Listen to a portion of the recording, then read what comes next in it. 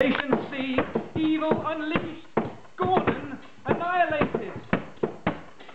After Gordon's unsuccessful experiments, strange tintinabulations plagued Lewisham.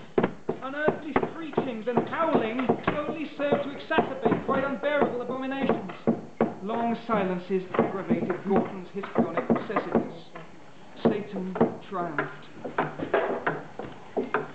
A grand old house it was in Blackrock.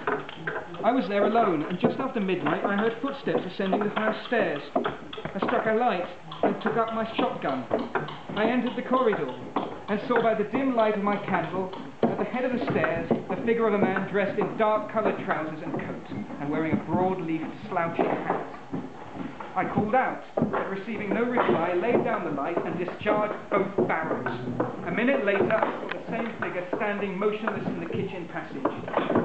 I dropped both light and gun and ran from my house. I went and got my shotgun. The whole pub knew what I was going to do. Well past midnight when I left. At the top of Brick Lane, I saw him dressed all in white. I shouted, "Who are you?" But he didn't answer. It was very dark. I fell down.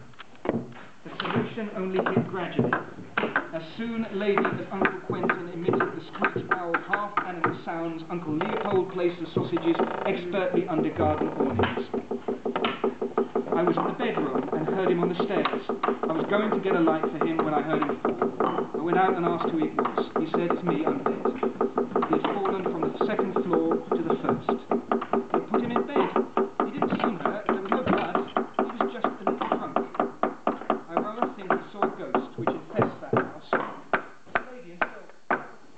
I've never seen her myself, but 2 or 3 have died after being frightened by her. A godless union engenders supernatural terror, promotes Lucifer's underling. Satan awaits. Hell's obscene spectres triumph. Evil quickens uncanny apparitions. Lucifer screams. A ghost howls. Occult squadrons terrorize. We went to bed rather early, leaving the door open. About 2:30, we were woken by a noise like a death gasp, appearing to arise from between us as we lay in bed. 15 minutes later, a deep groaning sound ran through the room, followed, half an hour later, by a loud, shrill shriek. It was then that we saw it was standing in the doorway with its hand out, making diabolical faces. All it said was, "Mother, mother, mother." Then it vanished. The wife thought it was one of the boys and went to check. On her way back, she saw it again, crouching in the corner of the landing, dressed only in shirt, trousers and braces. It just gibbered. It's a woman, and she swears, uses the most awful language. In the end, the council had to rehouse us. We just couldn't live there anymore. They pulled the sheets and blankets off the bed and dug into our side while we were sleeping. It had clammy fingers. Once, all the air was sucked out of the room and we felt like we had masks over our faces. Just some offal here. God, a succulent lunch awaits. Unique qualities encircle the spectral oarsmen. The attempt swimming underwater. Lake, pond, tributary sea. Eventually using gas apparatus. Bill Copley, Paris, 1953. A grim, unenjoyable evening seance. The planet leaves us screaming at human obduracy. Sabotage the eternal quincunx. Undermine all logistic sanctions. Grenoble, after Oiseau, sold trap. This stupid organisation has got a strange law allowing universal quick entry. These stressful operative hurdles are slowly undermining London's position. This security environment is upsetting. God almighty. In those days, I was living in Pont Terrace, Chelsea.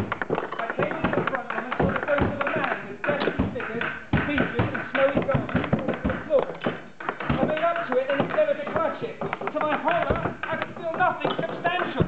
I ran out into the street screaming and a policeman with a beat together with screaming police broke open the door to get back in. Afterwards, they couldn't say what they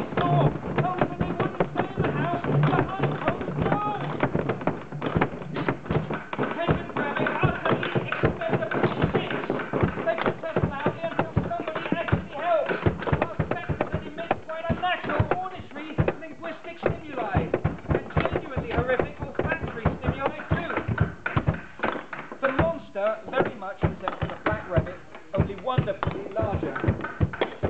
This seemed odd, however. God absolves sinners. Leave arguing, useless quarrels exterminate thy soul's original holiness. Almighty Saviour, unblock love's path, sinners' estates.